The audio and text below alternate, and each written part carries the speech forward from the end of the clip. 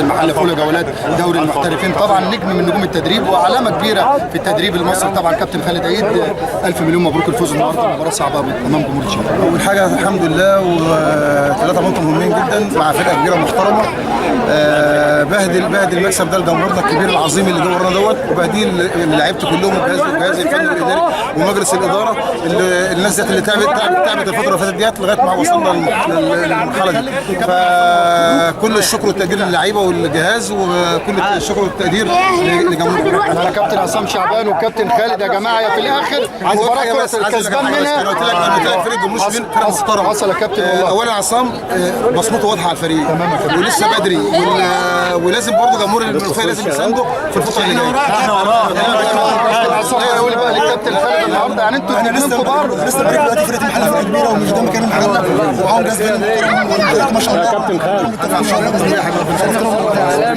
خالد حبيبي طبعا النهارده كابتن خالد وكابتن عصام باذن الله يكونوا الاثنين في المنتخب باذن رب العالمين. خالد اللي طبعا في لعيبه مشيت عن المحله، وفي لعيبه طبعا تم التعاقد معاه رجب مارو والى اخره. يعني طبعا اللعيبه ديت طبعا توظيفهم طبعا شايف ان هم اضافه ان شاء الله لغزل المحله. اكيد احنا اضافه كبيره كمان، لان احنا لو مش اضافه ما كناش جبناهم. يعني احنا مقارنهم بالاسم وكنا متابعينهم وجبناهم عشان كده.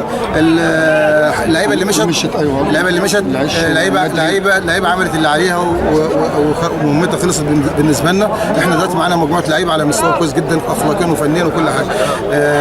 مش هنبص للورا خلاص، اللورا ده انتهى خلاص، انت بص لقدام.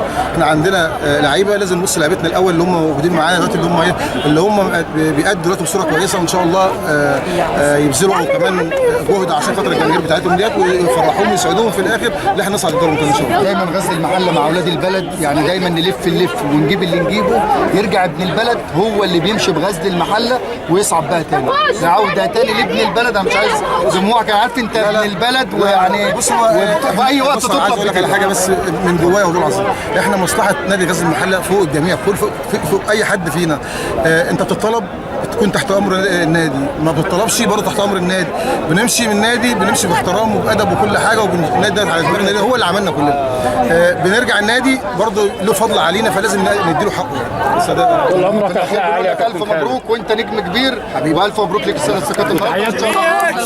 شكرا لك يا كابتن. ده كان لقاءنا طبعا مع النجم الكبير الكابتن خالد عيد، طبعا نجم غزل المحله ومدير الفني لغزل المحله، عقب انتهاء مباراه اليوم طبعا بفوزه بثلاث نقاط غليين من فم الاسد جمهوريه شبين في معقله في نادي جمهوريه شبين. مباراه كبيره يعني وفت بكل وعودها داخل ملعب اللقاء، لكن كنا نتمنى كابناء للمنوفيه ان جمهوريه شبين يقتنص الثلاث نقاط او على الاقل يعني نقطه النهارده في بدايه المشوار، ولكن قدر الله ما شاء فعل. مبروك غزل المحله، ارض لك لنادينا الحبيب، والقادم افضل باذن الله. صفحه وقناه مظالم دائما وابدا في قلب الحدث. كابتن انور السيد دائما بصحبتي، تقبلوا تحياتي صبح صار. السلام عليكم ورحمه الله.